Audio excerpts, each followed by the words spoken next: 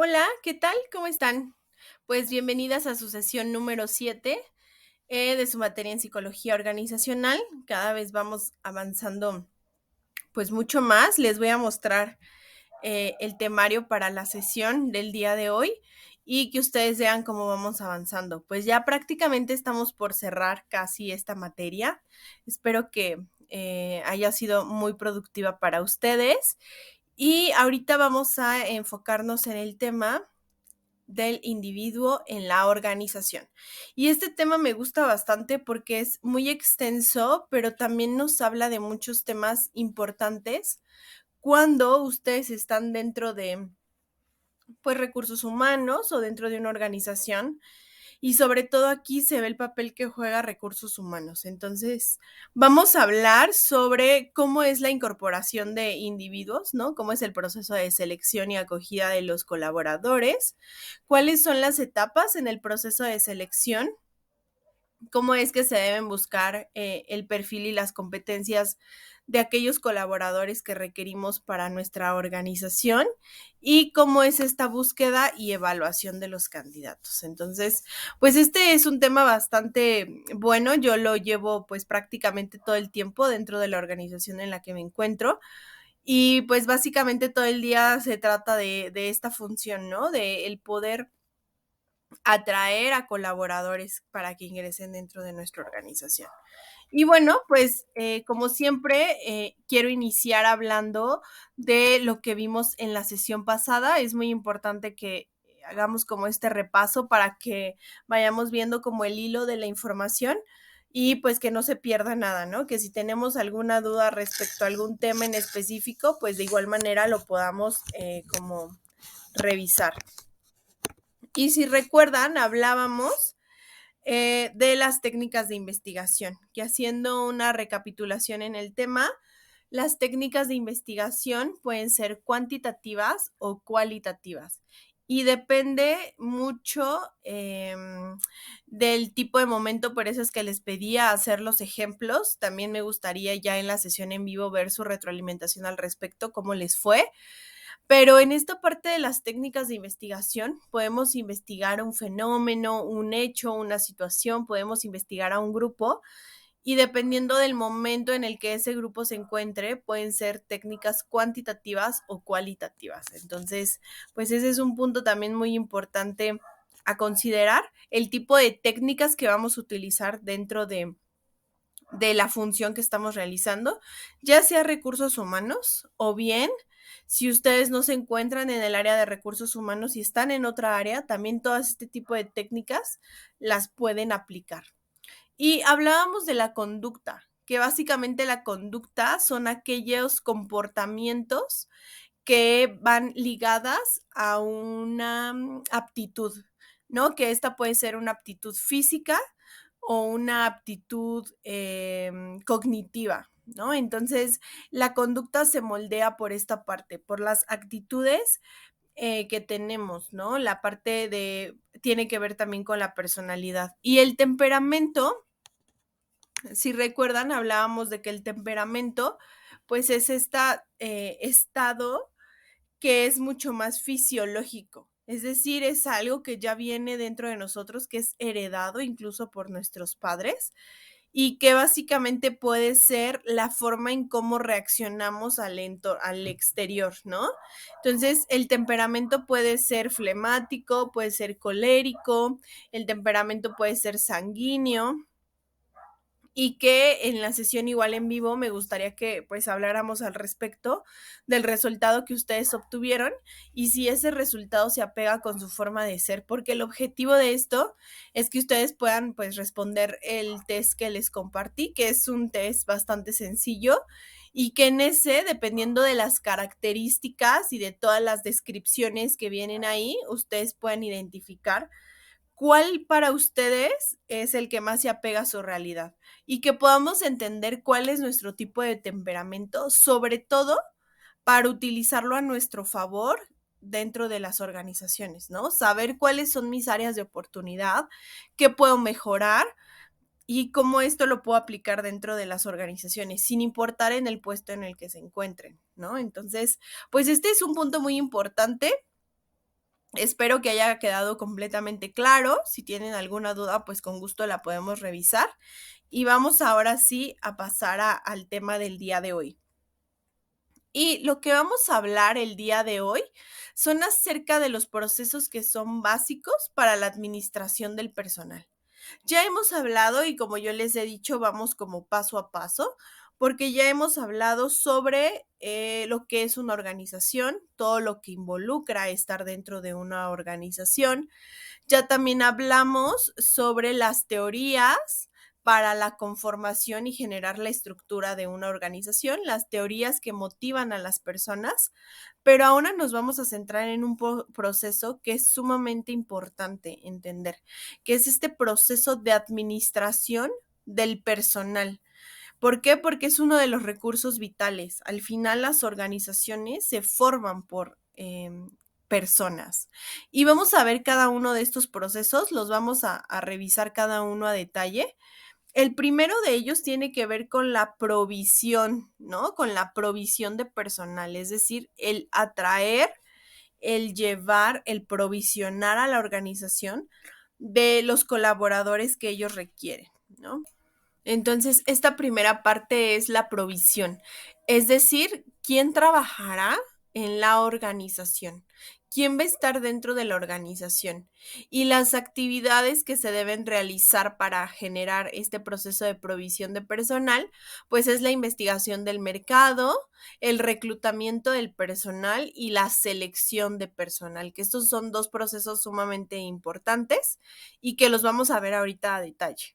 Después viene el proceso de aplicación, es decir, tenemos que entender qué harán las personas dentro de la organización. Y estas actividades a realizar o lo que se tiene que hacer para entender qué harán las personas es la integración, es decir, su inducción, tener previamente ya el diseño del puesto, es decir, qué actividades van a realizar y la evaluación de desempeño, ¿no? Medir el desempeño de estas personas. Una vez que ya los tenemos de esta manera, tenemos que dar el mantenimiento, es decir, cómo mantener a las personas trabajando dentro de la organización, pero sobre todo cómo mantener a estas personas satisfechas dentro de la organización. Para ello, las actividades que se tienen que realizar es la revisión y el análisis de la remuneración y de la compensación. También tenemos que revisar cuáles son los beneficios y los servicios sociales que la empresa ofrece, aquellas prestaciones adicionales que podría ofrecer y también temas que tienen que ver con higiene y seguridad en el trabajo.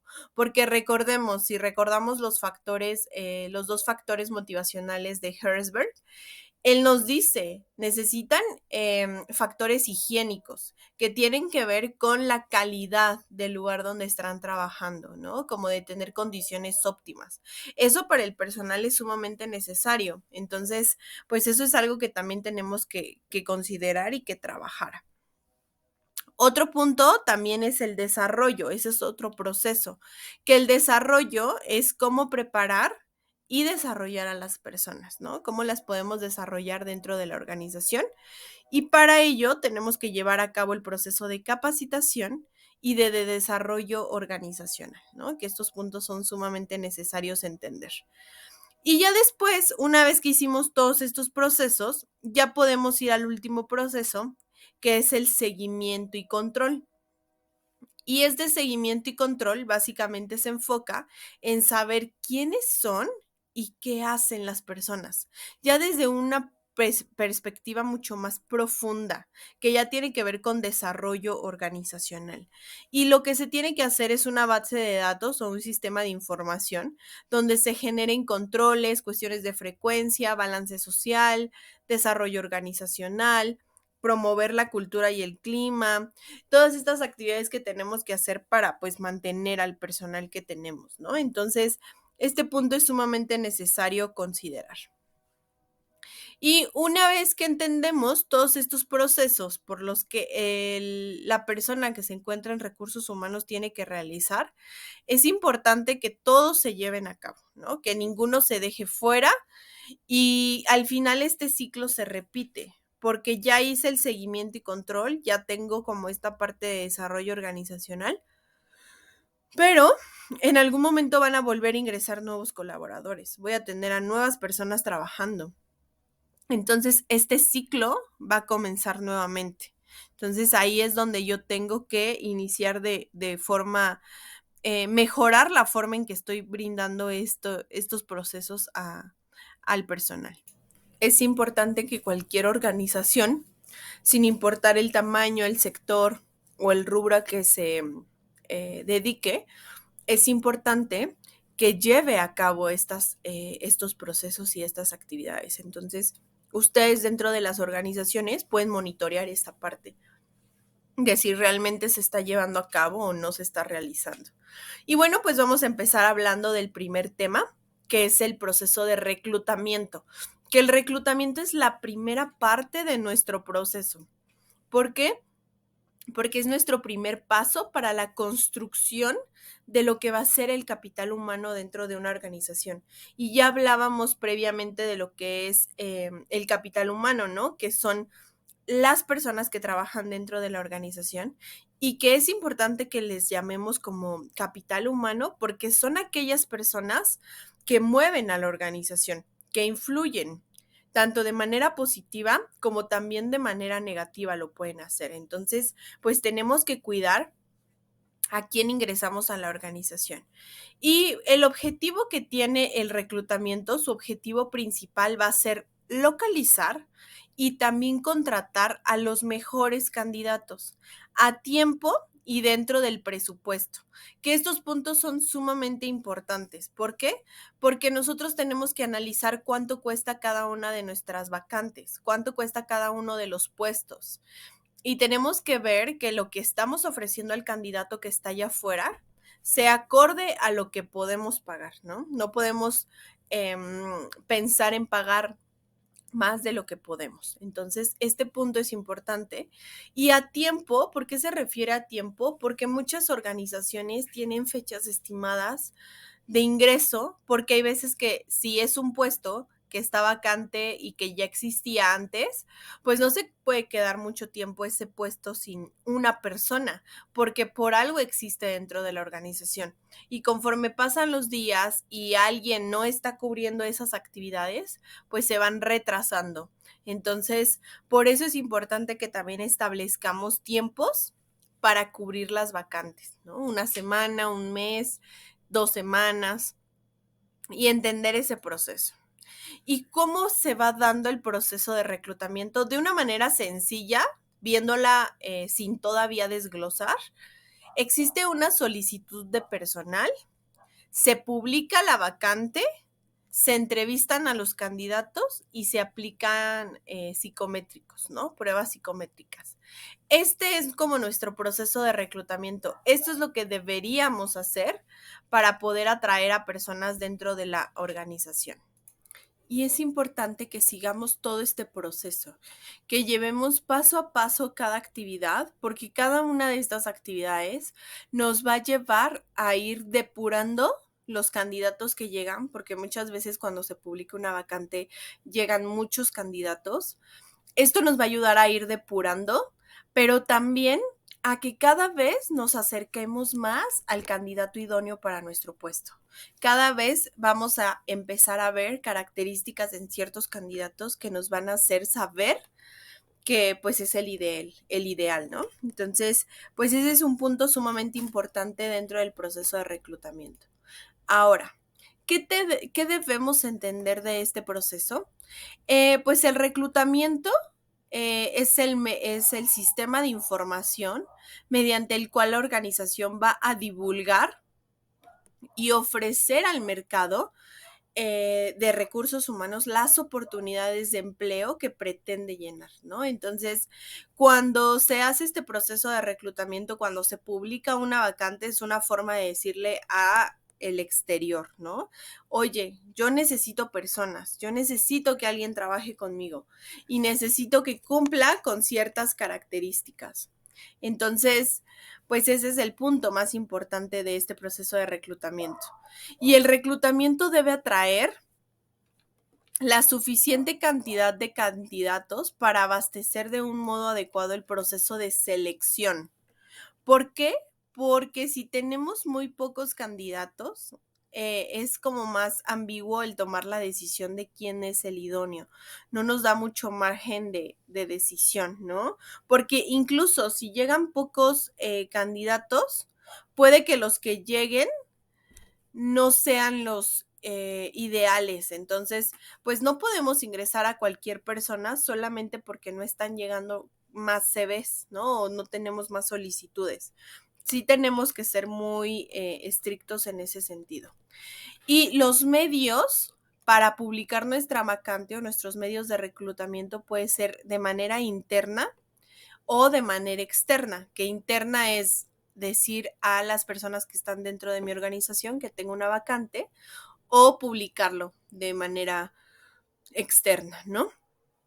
Y básicamente podemos definir que el reclutamiento va a ser un conjunto de técnicas y de procedimientos que van a estar orientados a atraer candidatos, a atraer personas que sean potencialmente calificadas y que sean capaces de ocupar cargos dentro de la organización. O sea, que realmente su perfil encaje con las necesidades de la organización. Ese es el punto del reclutamiento, como tener a las personas más idóneas para nuestra organización. Y como les decía, existen dos medios para reclutar personas, para hacer saber a los demás que necesito cubrir una vacante. El reclutamiento interno es cuando tenemos una vacante, cuando tenemos un puesto en específico a cubrir. La empresa lo que va a hacer es intentar llenarla mediante la reubicación de colaboradores. Entonces, lo que puedo hacer es que voy a ver quiénes de mis colaboradores internos, quiénes de mis colaboradores pueden cubrir esa nueva posición, ¿no? Por ejemplo, si está vacante la coordinación y tengo a 2 auxiliares, pues puedo generar el desarrollo de una de esas personas y subirla de posición. Y después tenemos a lo que es el reclutamiento externo, que el reclutamiento externo es cuando necesitamos cubrir una vacante, la organización lo que hace es atraer personas, pero desde afuera, ¿no? Trae candidatos extraídos de cualquier otra técnica de reclutamiento. Entonces, la principal diferencia es que cuando tenemos un puesto, vamos a decidir dependiendo de también, muchas veces pasa dentro de las organizaciones que ya se requiere cubrir ese puesto de manera inmediata, ¿no? Que no se puede quedar vacío. Entonces, lo ideal es cubrirlo con personas que ya están dentro de la organización, que ya conocen la operación, que ya conocen cómo funciona, que ya han utilizado los software, programas, ya entienden todo el proceso y que muchas veces eso es más sencillo, el cubrir vacantes a través de las personas que tenemos dentro. Pero también si necesitamos hacer una reestructura dentro de la organización y a lo mejor el ambiente ya está muy viciado y hay ciertas prácticas que ya no nos gustan, pues entonces sí podríamos considerar hacer un reclutamiento externo y traer a alguien nuevo, alguien fresco, alguien que nunca haya estado en contacto con la organización y que a lo mejor esta parte va a ser mucho más sencilla. Y cuando tenemos que recurrir a buscarlo de manera externa, entonces vamos a hacer uso de las fuentes para el reclutamiento, ¿no? Que son términos también distintos. Y la fuente de un reclutamiento es de dónde atraigo candidatos, de dónde los obtengo. Y tenemos pues varios ejemplos, puede ser a través de agencias de reclutamiento, que algunas muy famosas, por ejemplo, que antes existían, porque muchas ya se han ido extinguiendo. Por ejemplo, ADECO era una agencia de reclutamiento muy famosa, que antes existía lo que era el outsourcing. Sin embargo, se ha ido reformando, con el paso del tiempo se ha ido reformando. Entonces, pues estas agencias de reclutamiento ya se utilizan sobre todo para vacantes muy específicas, ¿no? Cuando tenemos puestos que no se pueden cubrir tan sencillo con alguien en el mercado, por ejemplo, diseñadores de software, desarrolladores, robótica, ingeniería en plásticos, nanotecnología, biotecnología, o sea, profesiones muy específicas y a veces un poco difíciles de encontrar. Lo que se hace uso es de agencias de reclutamiento. También si tenemos un puesto en el que podemos atraer a personas que son egresadas, recién egresadas o todavía estudiantes, cuando queremos que hagan prácticas o servicio, podemos recurrir a escuelas y universidades y ellos nos van a dar los CVs de aquellos que están que están dentro de estas escuelas y recién acaban de terminar o van a terminar, ¿no? Como decíamos, una fuente de reclutamiento puede ser la propia empresa, pero en esta parte puede ser la propia empresa con los colaboradores que ya tenemos o bien a través de la recomendación. Muchas veces, cuando son puestos de mucha confianza, lo que podemos hacer es decirle a nuestros colaboradores, oye, si conoces a alguien que esté buscando empleo, que sea responsable, que realmente se comprometa con nuestra organización, dile que estamos buscando. Y entonces, esas personas atraen a nuevas personas. Una estrategia que yo realicé en una organización en la que en su momento me encontraba era que necesitaba muchos operadores y el tema de operadores era algo que no se lograba tan fácil o no tan fácil podíamos atraer a operadores que fueran pues responsables. Entonces les pedíamos a otros colaboradores que nos recomendaran a alguien. Y es decir, como de, a ver, yo traje a mi hermana, yo traje a mi primo. Y si esa persona duraba al menos 3 meses, o sea, terminaban sus contratos por tiempo indeterminado 3 meses, a la persona que atrajo le dábamos un bono. Y eso ayudaba también a que ambas partes se comprometieran, porque si yo traía a alguien y duraba 3 días, pues claro que no te iba a dar un bono, pero si traías a alguien y esa persona realmente duraba dentro de la organización, pues entonces obtenía un bono por haber traído a esa persona. Eso puede ser una buena opción, que no precisamente sea alguien que ya trabaja, sino más bien a través de la recomendación, ¿no? Otras empresas, muchas veces se puede tener contacto con otras empresas que hacen lo mismo o similares, con cámaras que tienen como varias filiales y entonces entre empresas se pueden compartir la cartera de candidatos, ¿no? Eso también puede ser una opción. O cualquier otra fuente, ¿no? Como publicaciones en páginas web, por ejemplo. Y aquí está el listado de dónde podemos hacer uso de estas fuentes de reclutamiento externo. Podemos entrar a portales de empleo, que esta práctica ya es muy común, al día de hoy ya es muy común hacer esto. Y existen páginas como Indeed, OCC, Computrabajo, Gravit, me parece que se llama otra plataforma, pero estas son como las más utilizadas, ¿no? LinkedIn, por ejemplo, y pues son una de las fuentes de reclutamiento que son más comunes y que normalmente llega ahí un gran número de profesionales en búsqueda activa, ¿no? Hay portales que son genéricos, pero también ya podemos encontrar portales específicos para un cierto sector, ¿no? Esos portales ya los pueden crear específicos para un sector. El Car Site básicamente habla como de la página de la organización. Dentro de la página web de la empresa podría haber una sección de empleo en la que aparecen las ofertas, las vacantes y las opciones de cómo aplicar en ese momento. Y la verdad es que el 76% de los candidatos prefiere inscribirse directamente a través de la página web de la organización porque sienten los candidatos que es una forma más certera de acercarse con la organización y que va a ser mucho más fácil que lo tomen en cuenta a que si se postula desde un portal de empleo, por ejemplo. Seguimos con las redes sociales, que justo aquí sí entra mucho más LinkedIn, que es la red es profesional para conectar con empresas y con usuarios. Y ahí se comparten muchas de las ofertas de trabajo y ahí también se pueden contactar a los postulantes, ¿no? Es una red bastante buena y pues sí se las recomiendo sobre todo para puestos ya más administrativos, ¿no? Más que operativos. Y las agencias de reclutamiento, que como les comentaba, pues existen ciertas agencias o empresas que se dedican exclusivamente a esta parte de la atracción de personal con características muy específicas. Entonces, ahí se pueden elegir sin mayor tema. Y también es importante que una vez que entendemos esta parte, empecemos a hablar sobre cuáles pueden ser como estos obstáculos o estos pequeños temas a la hora de definir el perfil, ¿no? Y tenemos 4 posibles problemas que tenemos que entender y solucionar, ¿vale? Estoy viendo y tengo todavía cara de cansancio, me disculpo con ustedes porque la enfermedad todavía no ha salido al 100%. Y la primera es cuando el cliente de la teoría ingenua. Es decir, cuando vamos a definir un perfil, podemos carecer de impresión de lo que necesita un perfil profesional, es decir, qué características debe tener un buen trabajador.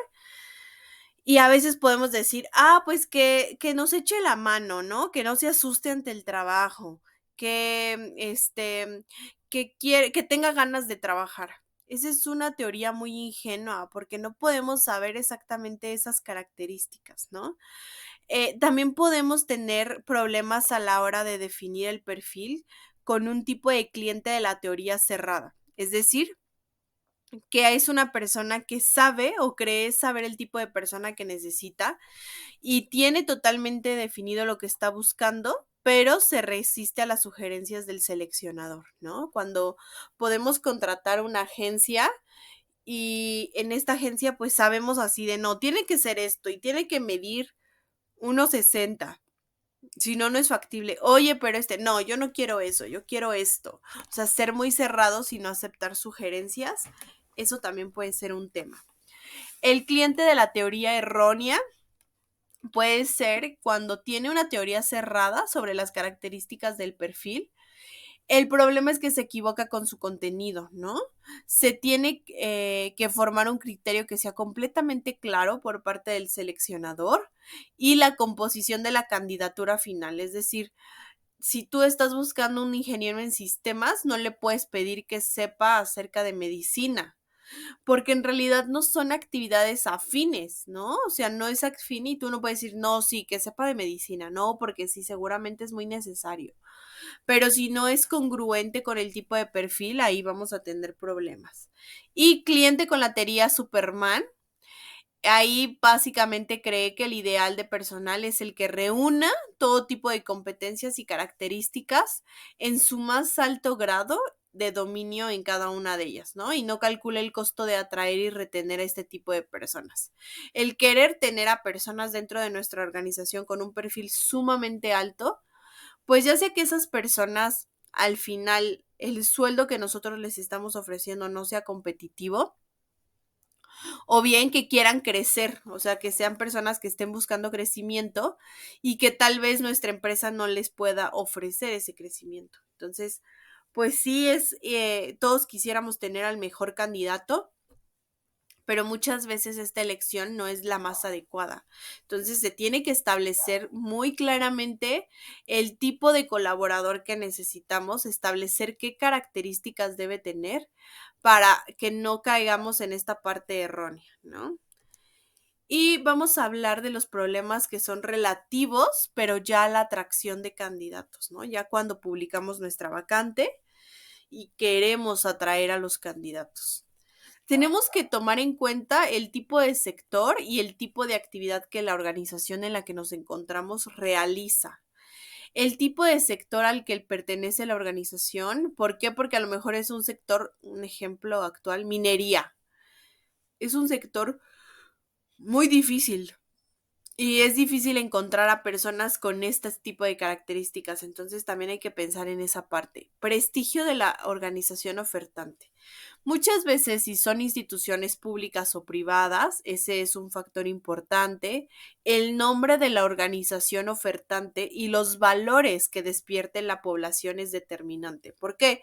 Porque si yo les digo, van a trabajar en Coca-Cola FEMSA, en Nestlé, en Chrysler, en Bombardier, son nombres reconocidos y que las personas parecería que quieren estar ahí, ¿no? Y que dicen, sí, claro, yo quiero pertenecer, yo quiero estar en Nissan, yo quiero estar en Chrysler, yo quiero estar en Google, en LinkedIn, ¿no?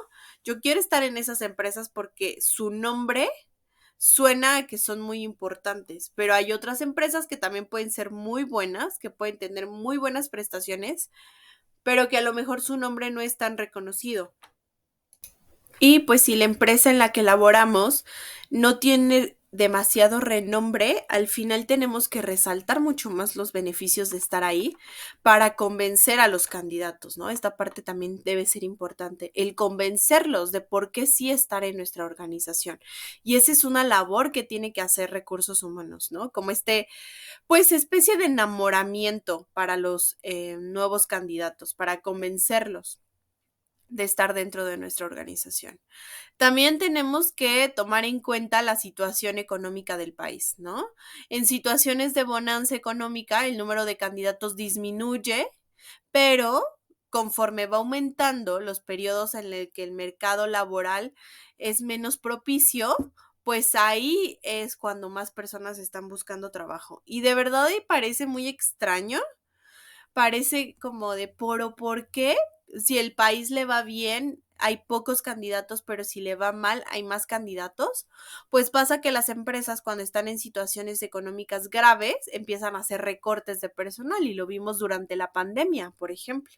Las empresas empezaron a ponerse en una situación difícil y entonces empezaron a hacer recortes y mucha gente sale y justo porque la economía no se encuentra bien en ese momento, pues las personas necesitan empleo. Entonces, ese es un punto también a considerar y a tomar en cuenta. Otro, el ámbito de selección, ¿no? Que quiere decir que cuando se está realizando una selección para un puesto, directivo, técnicos especializados, nos enfrentamos al problema de que haya escasez de estos profesionales, ¿no? Y se puede ayudar con las condiciones económicas y de promoción. Si les ofrecemos muy buenas prestaciones, eso puede ayudar a que un directivo, un técnico muy especializado llegue, o también si hacemos una promoción interna. Es decir, si ya tenemos a alguien que está como coordinador, lo pasamos a gerente, si tenemos un gerente, a director. Es mucho más sencillo este proceso, ¿no? Y muchas veces pasa cuando tenemos perfiles muy especializados. Me sucedió en una organización que tenía que contratar a ingenieros en biotecnología, en robótica, en nanotecnología, ingenieros en plásticos, estas especialidades muy, pues, que ya son muy normales al día de hoy, o sea, cada vez hay más, pero que no son muchos, por ejemplo, los ingenieros en plásticos que al día de hoy tenemos. Tenemos muchos ingenieros químicos, pero no específicamente en este rubro, ¿no? Entonces, ahí es cuando se vuelve difícil este ámbito de la selección y también las condiciones de trabajo publicadas. ¿Por qué? Porque la forma en cómo se presentan las características del puesto, las prestaciones, el cómo hablamos de los beneficios y del salario, las posibles expectativas de desarrollo, si no le agregamos elementos que sean motivadores, pues esto también va a determinar el número de personas que se sientan atraídas por la oferta.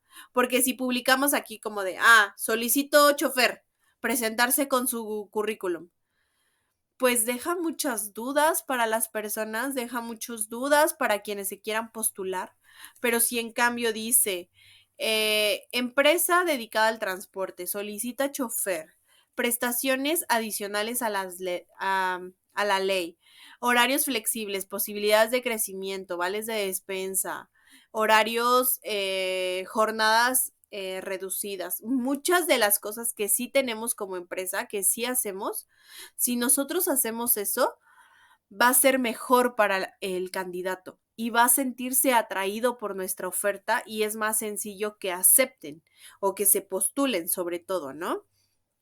Pero sí tenemos que plantearnos este escenario, entonces esa parte es sumamente necesaria. Y ahora vamos a pasar al apartado de cómo voy a definir el perfil. Necesito un puesto, ¿no? Necesito un nuevo colaborador, necesito cubrir una vacante y a lo mejor es de nueva creación porque voy a crear una nueva área que se llame nuevos proyectos y entonces necesito identificar el puesto. Debo saber el título del puesto. Y para ello es necesario precisarlo correctamente para evitar errores. O sea, no puedo decir que soy auxiliar si voy a estar de coordinador, o no puedo decir técnico si es ingeniero. Tengo que definir el nombre correcto del puesto, ¿no? Eso es sumamente importante. Anotar el nombre del ocupante del puesto, ¿no? ¿Quién va a ser este titular? ¿Qué características debe tener? Y también anotar el título del puesto y nombre del jefe inmediato superior. ¿A quién reporta? ¿Quién va a ser su jefe inmediato? Si es una coordinación, le reporta a la gerencia. Y entonces colocar a qué gerencia, porque puedo tener 10 gerencias, pero tengo que colocar a qué gerencia este puesto va a reportar, ¿no? Entonces reporta el puesto a la, por ejemplo, el auxiliar de contabilidad reporta al coordinador de contabilidad y a su vez el coordinador de contabilidad le reporta al gerente administrativo y el gerente administrativo le reporta a la dirección general. Y así vamos escalando posición por posición hasta llegar a la posición pues idónea, ¿no? Y el propósito general, ¿para qué existe ese puesto? ¿Cuál es el objetivo de que tengamos ese puesto? Garantizar la atracción de talento dentro de la organización, garantizar que se desarrolle de manera adecuada, las actividades de cuentas por cobrar, cuentas por pagar, garantizar la creación de facturas, es decir, ¿para qué existe este puesto? Y en funciones principales se coloca el listado de actividades, ¿no? Que en esta parte de manera personal, a mí me gusta separarlo en responsabilidades y actividades. Que aquí en esta separación es importante determinar que responsabilidad es lo no negociable para el puesto. Sí o sí ese puesto tiene que hacer A, B, C. No es negociable, es lo que ese puesto tiene que realizar y las actividades son las que vienen unidas a la responsabilidad.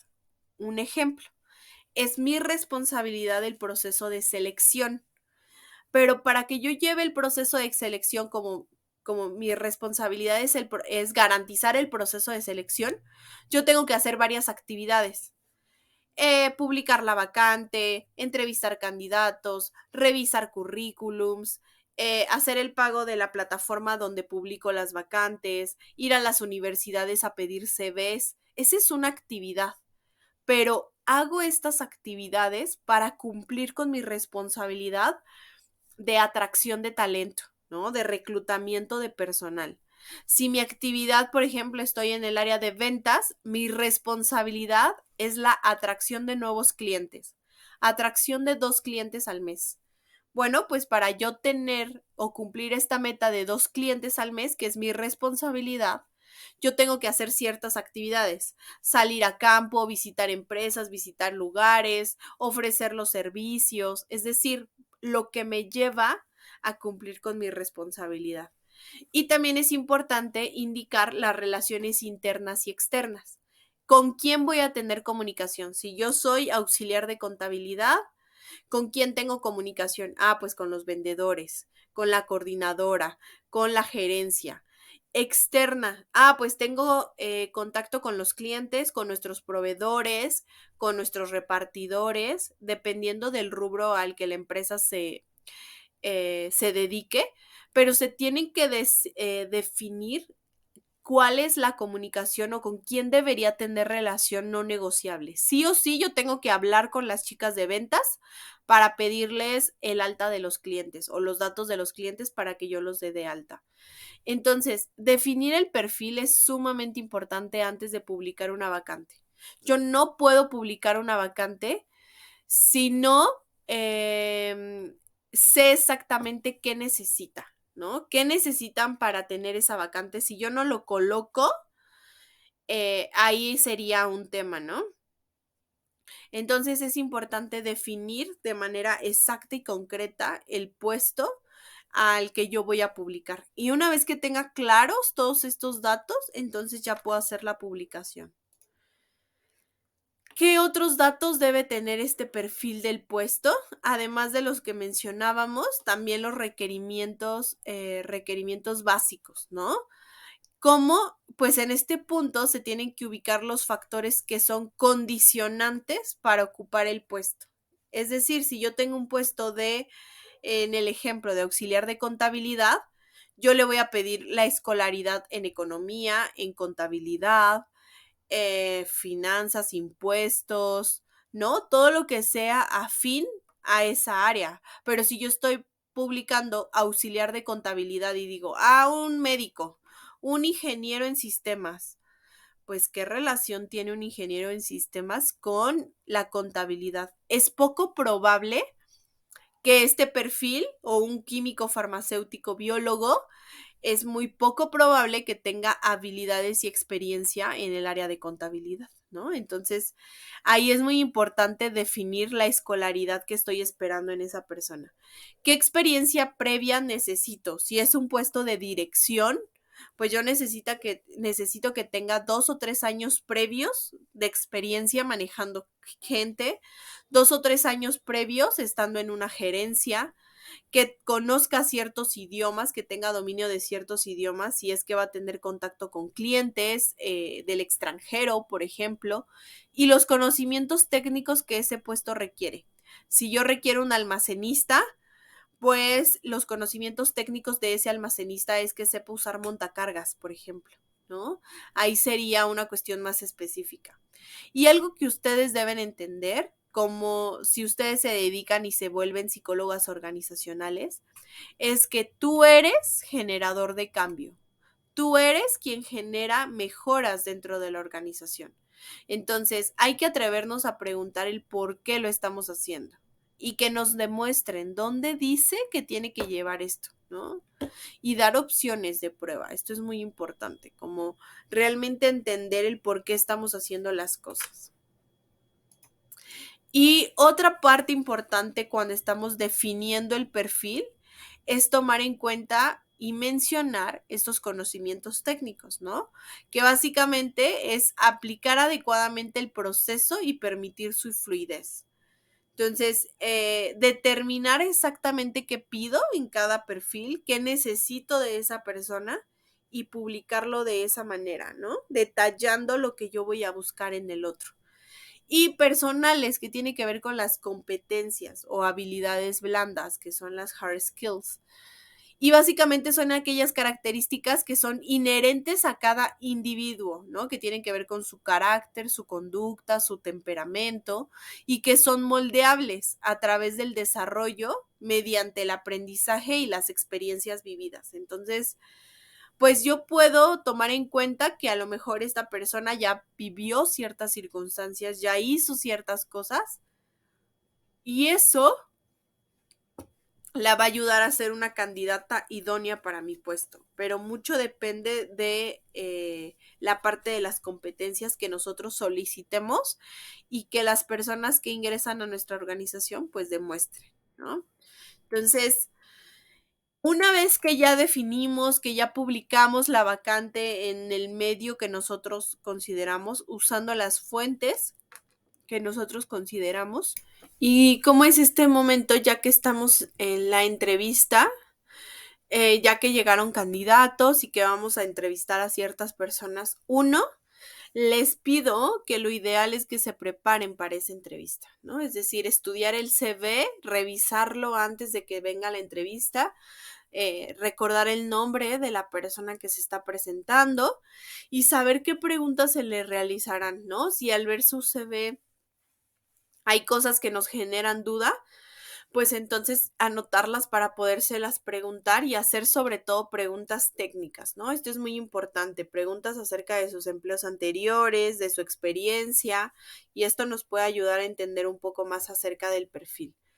Y es importante hacer una introducción de la entrevista, es decir, que conozcamos al candidato, que el candidato conozca lo que buscamos y se le da información sobre el puesto ofrecido, ¿no? Sobre las actividades a desarrollar o lo que se va a hacer en el puesto.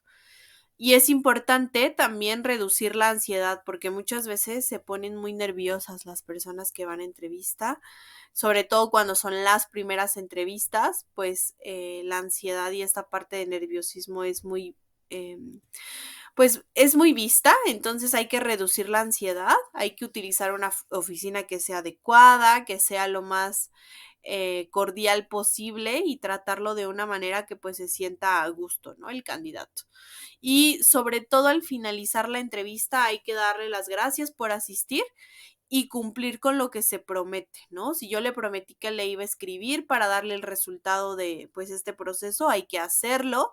No hay que prometerle prestaciones extra o decirle, no, pues te puedo aumentar el sueldo cuando en realidad no lo sabemos y no sabemos si vamos a poder hacerlo.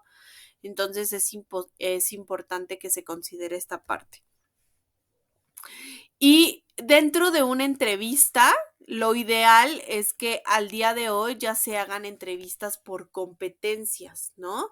Que hacer una entrevista por competencias significa que son entrevistas conductuales que cuentan con preguntas que son diseñadas para medir la capacidad para manejar el trabajo y situaciones específicas.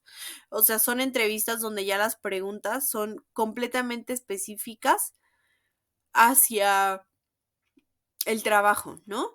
Y el objetivo de una entrevista por competencias es que demuestren que tienen las habilidades que el empleador está buscando, proporcionando sobre todo ejemplos de situaciones que han enfrentado en el pasado y lo que hicieron en esas situaciones. Es muy importante en estas entrevistas por competencias que le digamos al candidato que sea honesto, porque sí nos tiene que hablar de cosas que sí le pasaron en el pasado, o sea, que sí le sucedieron en el pasado, que sí le han sucedido en el trabajo, ¿no? Y cómo realmente afrontó esa situación.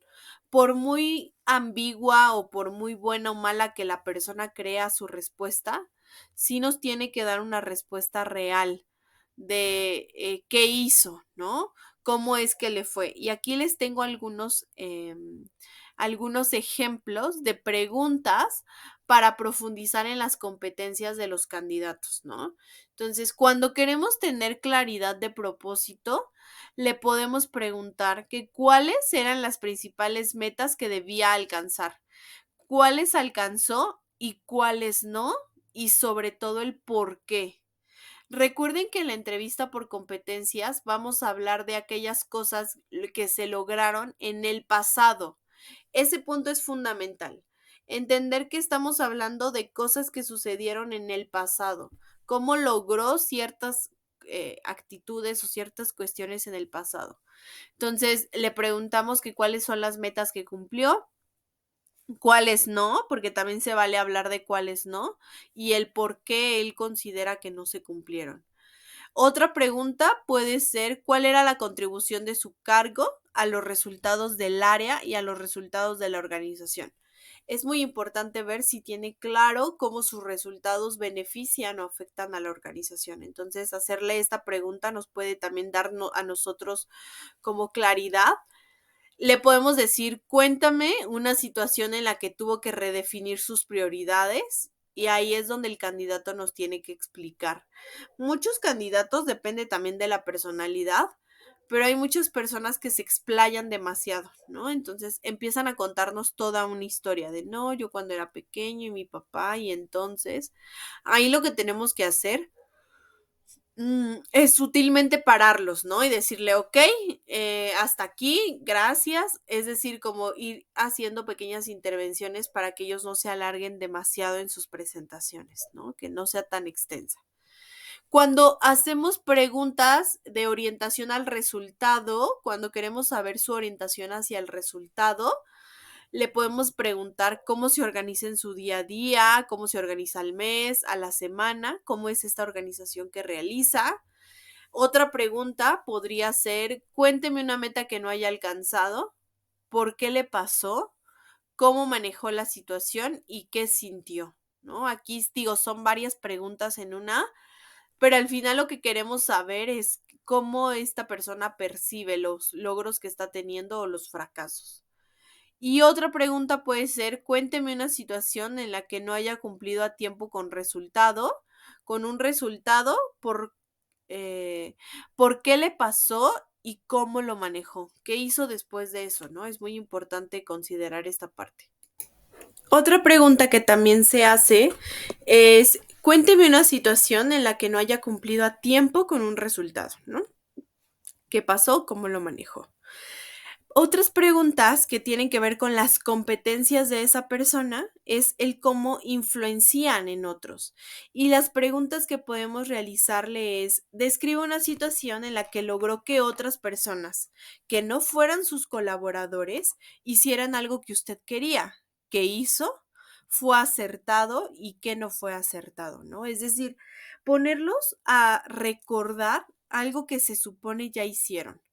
Pedirles que recuerden alguna situación en la que sus habilidades se pusieron a prueba.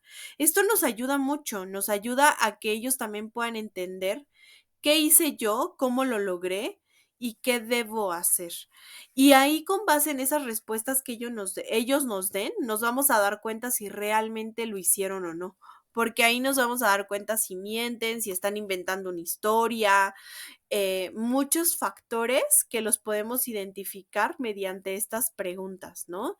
Otra pregunta también es, describa un proyecto que usted haya liderado, qué dificultades se le presentaron y cómo las manejó, ¿no? Creo que aquí es importante hacerlos que nos den como pistas acerca de sus competencias. Otra puede ser, describe una situación en la que haya tenido que persuadir a alguien complicado, por ejemplo, ¿no? Cómo lo desarrolló y ahí podemos ver sus habilidades de liderazgo. Dirigir y desarrollar a otros es un punto también importante y les podemos preguntar, ¿cuál es su responsabilidad como jefe? ¿Cuál es la responsabilidad que usted tiene como jefe? ¿Cómo se asegura que sus colaboradores cumplan con los resultados, ¿no? Se les pregunta acerca de ello. Y otra pregunta también técnica puede ser, narre una situación en la que usted haya desarrollado a un colaborador, cómo identificó las debilidades de ese colaborador y qué hizo para desarrollarlo. Y sobre todo, qué resultados obtuvo. Si se dan cuenta, son preguntas muy específicas, son preguntas que pueden ser sencillas, o sea, realmente cuando lo ideal es que hagamos primero, antes de que llegue nuestro candidato, cuando estemos analizando su CV, coloquemos estas preguntas, las escribamos atrás del CV, al lado, en medio, en un espacio que tengamos vacío, y ahí escribamos estas preguntas para que cuando llegue el momento de estar frente a esa persona, simplemente leamos la pregunta y escuchemos su respuesta. Porque si intentamos formular este tipo de preguntas al momento, a veces es difícil. Entonces, yo les recomiendo que las formulen desde antes, ¿ok? Entonces, espero que hasta aquí haya quedado clara esta parte del proceso de reclutamiento. Apenas estamos en el proceso de reclutamiento, ¿no? Que es cuando publicamos la vacante, dependiendo del medio en el que la vamos a hacer. Llegan candidatos, revisamos los currículums y los entrevistamos. Entonces, durante este proceso de entrevistas, básicamente es el proceso de selección, que el reclutamiento y la selección deben considerarse dos fases de un mismo proceso, si son dos fases de uno mismo, que es el ingreso de recursos humanos a la organización, ¿no? Como el abastecer, el proveer de recursos humanos a la organización. El reclutamiento y la selección son parte de ese proceso. Y si el reclutamiento es una actividad de divulgación, donde llamamos la atención de los candidatos, incrementamos la entrada de candidatos, es una actividad positiva, ¿no? Porque es de invitación. Podríamos considerar a la selección como una actividad de oposición, porque implica la elección, implica escoger, implica decidir, clasificar y filtrar esta entrada que tuvimos de currículums y por lo tanto restringirla. Es decir, aunque me llegaron 20 CVs, 20 currículums, no puedo ingresar a las 20 personas, tengo que solo elegir a una, tengo que restringir este acceso y tengo que definir quiénes van a ser únicamente las personas que ingresen, ya pueden ser varias o solamente una, ¿no? Yo tengo que definir ese punto. Entonces, el propósito principal de la selección básicamente va a ser escoger y clasificar a los candidatos para garantizar que los más adecuados con las necesidades de la organización sean los que ingresen, únicamente los que estén más apegados al perfil. Y la selección lo que hace es que busca entre los candidatos reclutados, a los CVs que ya nos llegaron, busca a los más adecuados para los puestos disponibles. Este punto es sumamente importante. Más adecuados para los puestos disponibles, al que mejor se apegue al perfil, con la intención de mantener o aumentar la eficiencia y el desempeño del personal, ¿no? Así como la eficacia de la organización. Y básicamente lo que hace la selección es que pretende solucionar dos de los problemas básicos que existen dentro de toda organización, no importa su tamaño, pero sí existen estos pequeños como temas. Uno es la adecuación de la persona al trabajo. Tenemos que hacer un adecuado proceso para que la persona, desde que ingresa, se sienta atraído por nuestro puesto, que realmente es de su interés.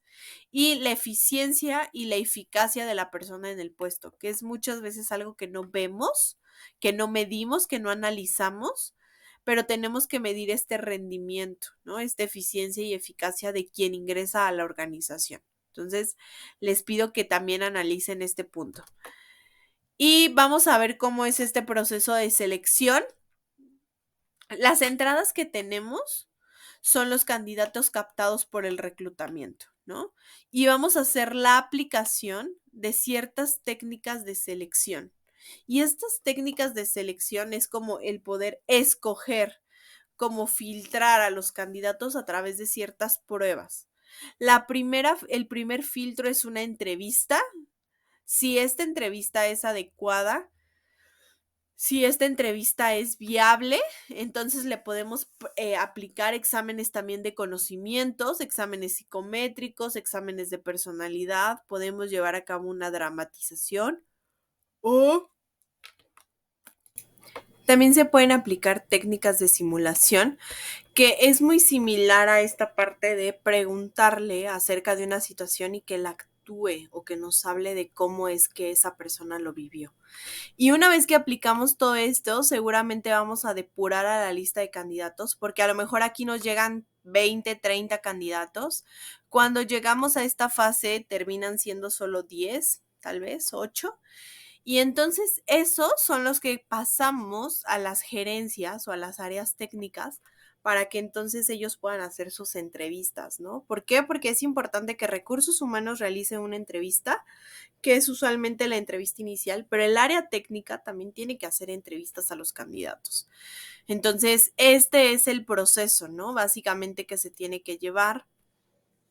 Y existen diferentes tipos de pruebas para la selección de personal y que debemos considerar todas las opciones, ¿no? Podemos aplicar test de personalidad, podemos aplicar pruebas de conocimiento, podemos aplicar también pruebas que son psicotécnicas o de inteligencia o pruebas completamente técnicas dependiendo del tipo de puesto, ¿no? Si es la operación de un montacargas, pues entonces pedirle que la haga. Si implica que sepa conocimientos acerca de contabilidad, pues pedirle que los realice. Es importante comprobar que realmente tiene los conocimientos que en su currículum esta persona dice que tiene, ¿no? Que realmente sea tangible y lo podamos ver. ¿Y cuáles son esas pruebas psicométricas que se pueden manejar en recursos humanos? Pues vamos a empezar hablando de lo que es una prueba psicométrica, ¿no? Que básicamente una prueba psicométrica es un conjunto de reactivos que han sido seleccionados y organizados con base en estudios estadísticos y que son destinados a medir una variable psicológica específica. No miden varias. Lo importante de las pruebas psicométricas es que se enfocan en una sola variable. Si miden personalidad, solo pueden medir personalidad, solo valores, solo aptitudes, solo cognición, solo inteligencia. No podemos medir varios factores en una prueba psicométrica. Tenemos que hacer pruebas psicométricas específicas, ¿no? Y es una prueba psicométrica también un instrumento en forma de método cuantitativo o técnica proyectiva, dependiendo.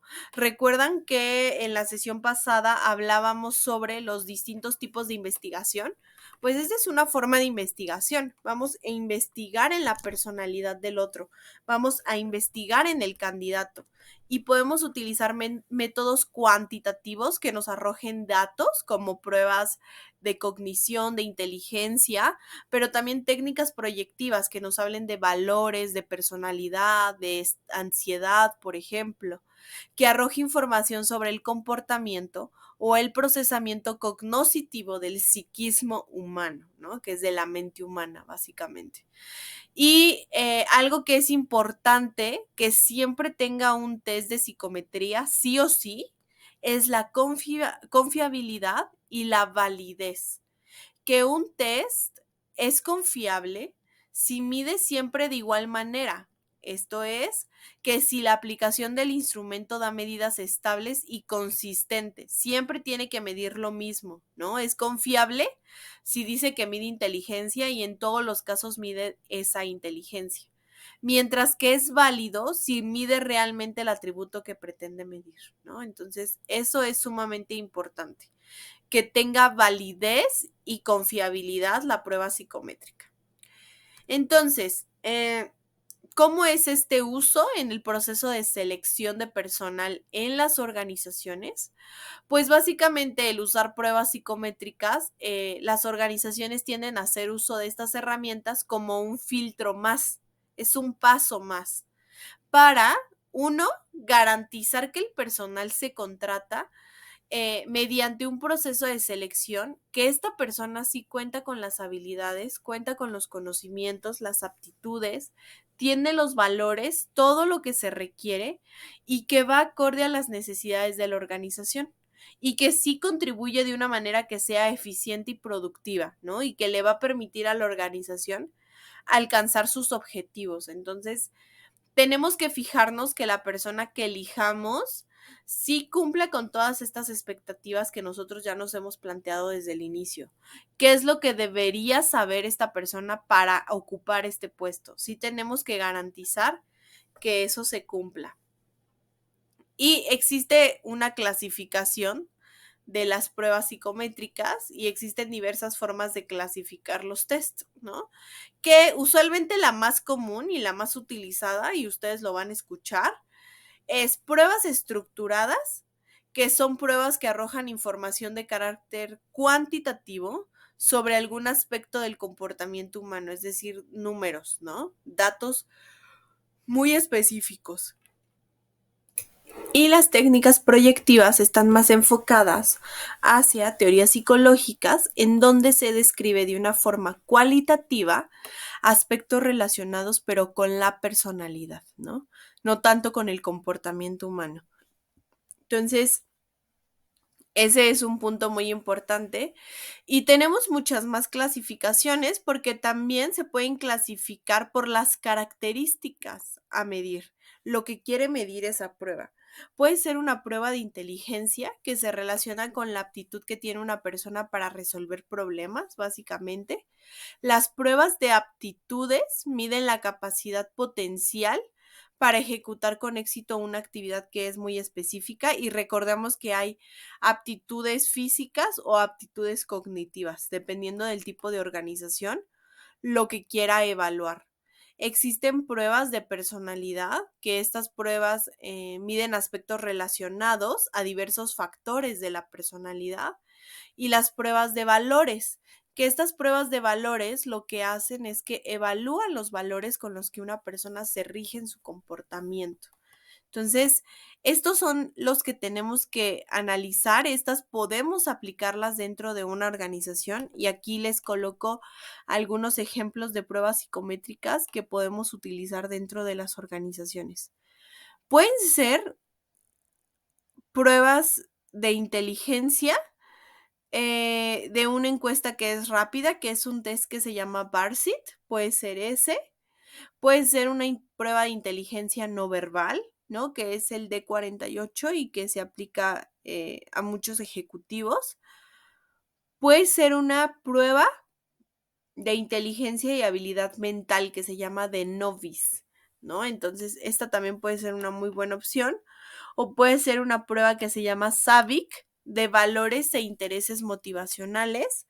O hay un estudio del comportamiento que es el estudio DISC de Cleaver y el inventario de personalidad de Jackson. Entonces, existen varias opciones que ustedes pueden elegir y que pueden aplicar a sus candidatos para saber si es el candidato más idóneo para ese puesto que nosotros tenemos vacante, ¿no? Porque muchas veces creemos que cualquier candidato puede ser apto, pero pues la realidad es que no todos están para pues una posición en específico, ¿no? Y podemos aplicar estas pruebas según el tipo de puesto. Aquí yo les coloco 4 tipos de puesto que son los que usualmente hay dentro de las organizaciones. Pueden ser direcciones y gerencias, pueden ser jefes de área o coordinadores, técnicos y administrativos. Y estas pruebas de inteligencia no se aplican a directores y a gerentes porque es algo que se da por hecho, ¿no? Esta parte de la inteligencia.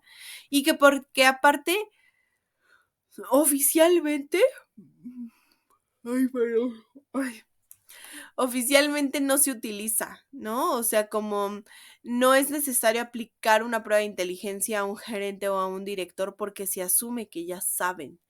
Entonces se aplica más a jefes de área, a técnicos o administrativos. Pruebas de personalidad sí se aplican a todos los puestos, es importante entenderlo. Aptitudes básicas se pueden aplicar a direcciones, jefes de área, técnicos. Sí podría ser administrativos, pero también tratamos de que sea como desde una parte muy básica. Y aptitudes específicas, pues sí son para técnicos en una posición muy compleja o personal administrativo, ¿no? Esta es la forma en cómo se pueden aplicar las pruebas. Y es importante recalcar que las pruebas al día de hoy ya se pueden hacer de manera digital a través de ciertas plataformas y también entonces, depende mucho de nosotros como organización, en qué punto se encuentra la organización y puede hacer pruebas que son tradicionales en papel y lápiz o bien a través de manera digital, que la mayoría de las empresas al día de hoy ya lo hacen de forma digital, ya son muy pocas las que utilizan papel y lápiz. Pero las ventajas que tienen estas, quise ponerles cuáles son las ventajas y desventajas, tanto de utilizar pruebas tradicionales como pruebas digitales. Las ventajas de utilizar pruebas tradicionales en papel y lápiz es que la información es mucho más exacta porque las está respondiendo en ese momento y es mucho más certera. Disminuye las opciones de hacer trampa porque aunque no lo crean, los candidatos también hacen trampa, como que hay mucho estigma sobre el tema de pruebas psicométricas. Entonces, las personas tienden a decir como de, no, sí, soy lo mejor. O no, sí, claro, todo ok. Entonces, es más difícil que hagan trampa o que busquen en internet o que hagan algún tipo de cosa de esa, porque los estamos viendo en ese momento, las están respondiendo en ese momento. Entonces, pues sí, es un punto. También son más baratas, eso es un punto también importante, que son mucho más baratas. ¿Por qué? Porque pues se imprimen, ¿no? Se pueden imprimir. Las desventajas que tienen estas pruebas tradicionales es que se tarda más en calificar porque la persona tiene que estar calificando uno por uno. Se tiene que hacer el reporte de manera adicional, una vez que ya se aplican, se tienen que hacer un reporte. Se necesita ir a donde se aplica la prueba, que este es un punto, ¿no? Tenemos que llegar al sitio donde estamos aplicando la prueba y es más tardado para modificar el perfil. Si queremos hacer una modificación del perfil, pues sí tenemos que hacer todo un proceso antes de hacer esta modificación. En cambio, si las hacemos de manera digital, que es lo que ya la mayoría de las empresas hace, pues es que es más rápido de calificar, se genera el reporte de manera automática, se puede hacer donde sea y en el horario que sea, como que no hay una restricción. Y los cambios al perfil son mucho más rápidos porque basta con cambiar un par de datos y ya podemos cambiar por completo el perfil. ¿Cuál podría ser la desventaja? Que muchos pensarían, pues no tiene, pero sí, son más caras, es decir, sí es más alto el costo. Hay mayor margen para que puedan hacer trampa, porque usualmente les pedimos que los hagan cuando están en casa. Entonces, pues sí hay mayor probabilidad de que alguien más les esté ayudando o estén haciendo trampa. Entonces sí se tiene que cuidar este aspecto, ¿no? También. Y pues son más caras, ¿no? También son más caras. ¿Qué recomiendo a ustedes al aplicar estas pruebas psicométricas? Pues la recomendación para ustedes sería que se cree una batería de acuerdo con las necesidades de la organización, que sí se tomen en cuenta estas necesidades y que se realice un estudio estadístico previo a la implementación de estas nuevas pruebas. ¿Cómo lo ven? ¿Cómo les parece? Si están de acuerdo, si no, eso es muy importante. Algo que también es muy fundamental es que la interpretación de las pruebas psicométricas siempre la debe realizar el responsable de recursos humanos y que realmente esté calificado para ello. No puede ser el jefe inmediato. Muchas empresas cometen o el área de recursos humanos le comparte como todo el desglose de datos al jefe inmediato. Y hay veces que está saber leerlo, saber ver qué dice, no todos tienen esta habilidad, entonces es importante pues guardar la confidencialidad y no considerar a las pruebas psicométricas como el único determinante para la selección de un candidato, ¿no? Simplemente es un complemento al proceso, no tenemos que dejarle todo a este proceso, sino también buscar más formas de evaluar el conocimiento. Y por eso es que les traigo otra propuesta, que es el assessment. Tal vez muchos ya lo han escuchado, de repente hubo unos años que sonó esto mucho y ya después vinieron los coach de vida y cuestiones de ello, pero el assessment básicamente se trata de poner a los candidatos en situaciones similares a los que ellos ya han estado y deben resolver algo específico en el puesto. Algo es lo que tienen que resolver. ¿Qué? ¿Quién sabe? Pero el punto es de que es una simulación de comportamiento y es una situación test que produce comportamiento del candidato puesto del trabajo, ¿no? Entonces, es importante tomar esta parte en cuenta. ¿Y cuál es el objetivo del assessment? Es establecer un contraste entre el grado real de dominio mostrado por el candidato versus sus criterios de conducta. Usualmente lo que se hace es que el candidato debe enfrentarse de manera real o simulada a diferentes o situaciones, ¿no? Parecidas en sus características y contenido en ellas que deberá resolver de una manera real. Entonces es importante que esto se dé, que sí se logre. Y algunos ejemplos de preguntas que le podemos hacer es cómo lo harías, imagina, cómo resolverías, describe en qué momento, ¿sabes? Ahí es donde le pedimos esta situación. ¿Y cuáles son las características de un adecuado assessment?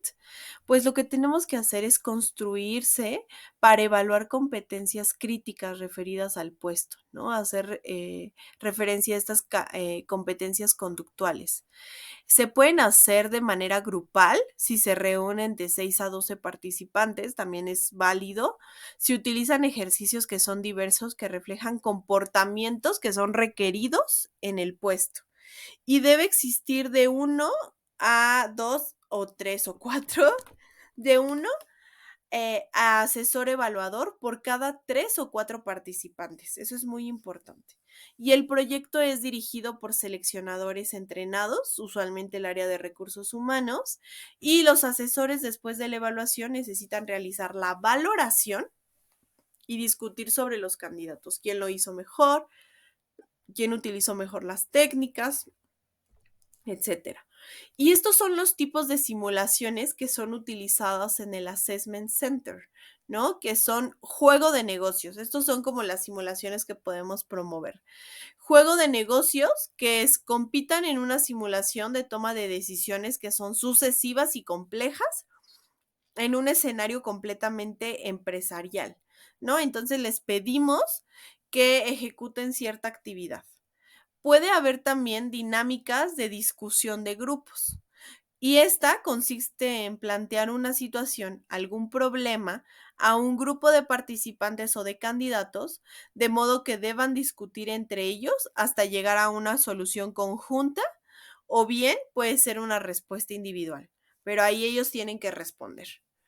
Y también se pueden hacer ejercicios de presentación, que en estos ejercicios de presentación se simula, en estas son simulaciones en las que el participante debe efectuar una presentación, comunicación formal, discusión en grupo frente a alguna audiencia, ¿no? Entonces tiene que presentar algún tópico o algún tema. Y el in-basket se presenta un conjunto de documentos que pueden encontrar en un día normal de su actividad profesional y se espera que maneje de la mejor manera posible la incertidumbre, los problemas técnicos, humanos, comerciales, económicos, financieros que se le propongan. Entonces, es como en el cesto se van a colocar varios documentos de varias áreas y él tiene que revisar, es la factura, la requisición, la cotización, y tiene que elegir qué haría en cada una de esas situaciones. Entonces, básicamente habla de ello. Y una vez que ya aplicamos estas técnicas, también tenemos que hacer dentro de este proceso la investigación del candidato y podemos aplicar estas 3 opciones. La primera es solicitar referencias laborales, que básicamente es muy importante contar con referencias. Es una forma de verificar que la experiencia, las aptitudes y los logros resaltados sean reales, así como conocer si tuvo problemas mientras trabajó o al momento de salir de una organización, ¿saben? Ahí como que ese punto es muy importante. Otra puede ser la investigación socioeconómica. Es una entrevista a profundidad donde se aplica un cuestionario diseñado expresamente para conocer datos relevantes del candidato. El objetivo es corroborar la forma de vida, la escolaridad y las referencias laborales, es decir, se acude al domicilio del candidato. Esta ya es una práctica poco usual, la verdad es que al día de hoy ya no se utiliza tanto, la inseguridad ya no nos los permite, pero sí era una forma de conocer el contexto de nuestro colaborador, conocer qué tanto requiere o no, por ejemplo, la vacante, qué necesita, y a partir de ello, pues ver si lo contratamos o no. Y la prueba de honestidad, que eso es muy importante, donde podemos detectar si la persona pudiera presentar comportamientos que son nocivos para la empresa, como el hecho de poder tal vez robar, sobornar o ser sobornado o hacer un acto que no sea lícito.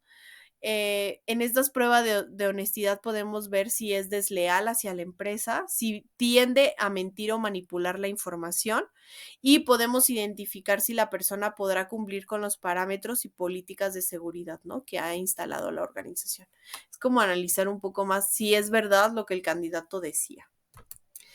Entonces, este proceso de selección es el proceso a través del cual se evalúan cualidades, conocimientos, habilidades o experiencia de los candidatos que aplican a un puesto vacante en la organización. Y este proceso de selección es importante ya que permite recopilar información adicional al currículum, ¿no?, sobre los candidatos, conocerlos un poco más. Y es que encontrar al candidato que responda a todas las necesidades de la organización y que pueda cubrir el puesto, pues no siempre es posible, pero sí podemos moldear un poco a quienes están con nosotros, ¿no? Entonces eso también se puede hacer. Y se tiene que seleccionar al candidato adecuado para que haga mejoras en el área, ¿no? Ese es su objetivo. Y pues se debe determinar, ¿no?, hasta dónde llega el punto de nosotros involucrarnos en el proceso.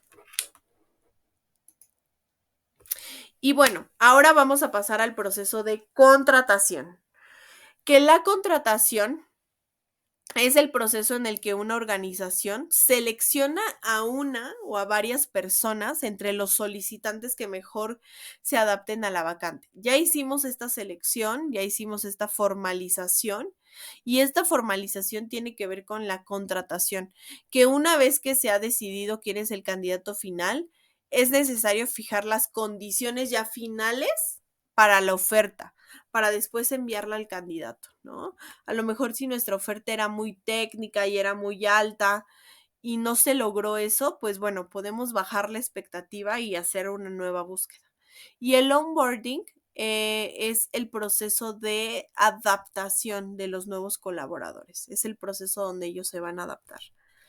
Y pues básicamente la contratación es una fase que ya es una fase decisiva, que comprende la formalización del ingreso de un nuevo colaborador. Es donde ya formalizamos que él ya está dentro, ¿no?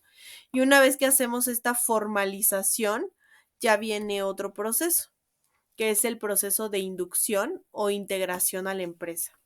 Y ya que tenemos que integrar a un nuevo colaborador a su trabajo, pues debemos hacerlo de una manera también sistemática, ¿no?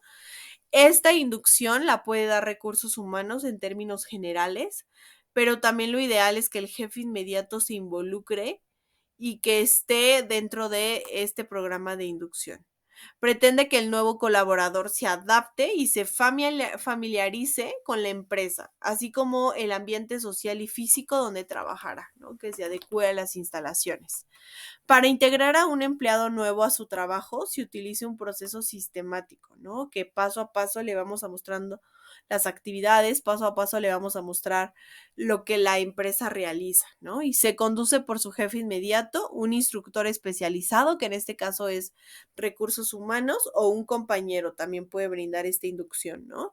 Pero tenemos que garantizar que sepa, porque si no, lo que le va a enseñar son las mañas, las malas prácticas. Entonces tenemos que garantizar que eso no suceda, ¿ok?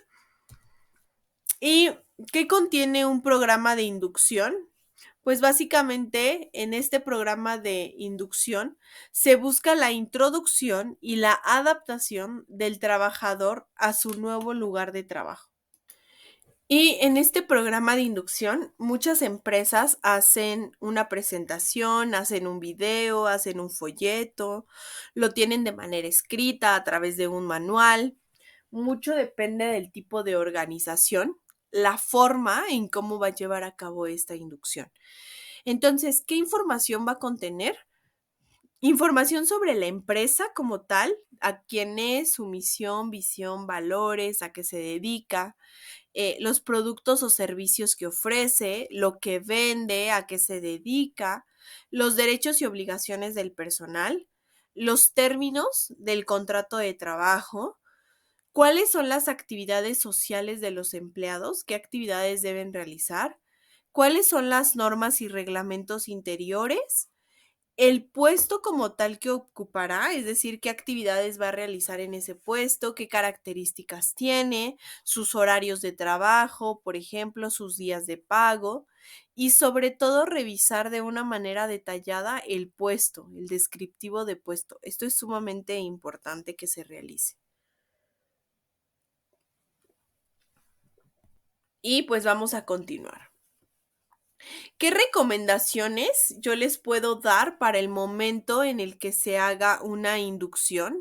Es sumamente importante que cuando se dé la inducción al personal de nuevo ingreso, el recién llegado no debe ser abrumado con mucha información. No le podemos mostrar en el primer día todos los manuales, toda la información, todos los reglamentos, todos los instructivos, todo lo que se supone debería saber. No deberíamos hacer eso. Tendríamos que hacer un proceso relativamente de una semana donde se le dé una inducción por cierto tiempo y después de ese tiempo se le vayan mostrando poco a poco los manuales, las actividades a realizar, toda la información acerca de la empresa que se la vayamos otorgando poco a poco, no de un solo momento, porque es seguro que no la aprenda, que no le entienda, que le cueste trabajo, ¿no? Entonces hay que revisar esa parte.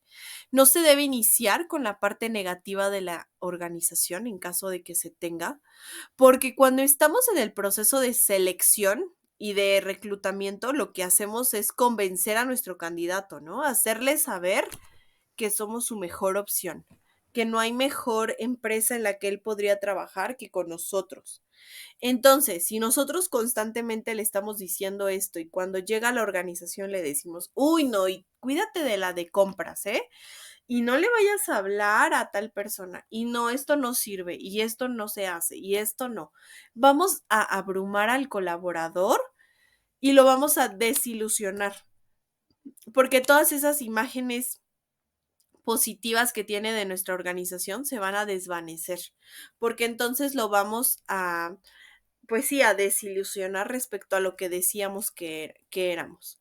Y no se les debe pedir hacer actividades o labores que no están preparados para ello, ¿no? O sea, si de repente vemos que hay ciertas actividades que se tienen que hacer, no tenemos que ser de, ay, pues que la haga tal persona, ¿no? Que él lo haga, que él lo decida, que él arranque la máquina, porque en realidad si no están preparados para esa actividad, si no es la razón de ser de su puesto, si no lo contratamos para eso, no podemos decir, ay, pues mientras y ya después lo hacemos, no, o sea, tenemos que garantizar que la persona que ingresa a la organización haga actividades que sean ad hoc completamente a su puesto contratado, ¿no? Y lo ideal es que se le dé un recorrido al nuevo colaborador por las instalaciones y las áreas comunes. Pasa mucho que no le mostramos las áreas comunes, dónde está el baño, dónde está el comedor, dónde está la salida, dónde está el checador, dónde puede dejar sus cosas. Y son aspectos básicos que como área de recursos humanos estamos obligados a compartir, ¿no? A enseñar, a mostrar y preparar previamente el área o el espacio físico, dónde estará y las herramientas de trabajo. Muchas veces pasa que ya tenemos premura porque ingresen colaboradores nuevos, pero no tenemos un espacio donde va a estar, no hemos comprado la silla, no hemos habilitado los espacios para que esa persona pueda estar. Entonces, ahí es importante que realmente ya tengamos todo listo para que en el momento en el que ingrese el nuevo colaborador ya se le brinden todas las facilidades y para él sea mucho más sencilla la adaptación al puesto. Y otra recomendación es que se presente con los colaboradores con quienes tendrá contacto directo. Que le digamos, oye, él es Luis, va a estar en el área de atención a clientes, con él vas a tener contacto todos los días. Él es Brian, ella es Mariana, que se les presente a todos los colaboradores y que el nuevo colaborador conozca, porque muchas veces pasa, sobre todo en las empresas ya más grandes, que entra gente nueva y de repente por el pasillo, pues yo veo a alguien nuevo. Pero ¿cómo sé quién es? ¿Cómo sé que sí pertenece a la organización? O sea, sé que podríamos decir, pues es obvio, pero muchas veces no es obvio, ¿no? Tendríamos que garantizar esta parte, ¿no? Garantizar que realmente se puedan conocer y que el nuevo colaborador sepa con quién va a tener contacto, con quién se puede acercar, quiénes son sus homólogos, quiénes son sus compañeros con los que va a tener contacto todo el tiempo. Entonces, a modo de resumen, son procesos similares, pero a la vez completamente distintos. Primero se tiene que dar el proceso de contratación, que este proceso de contratación es un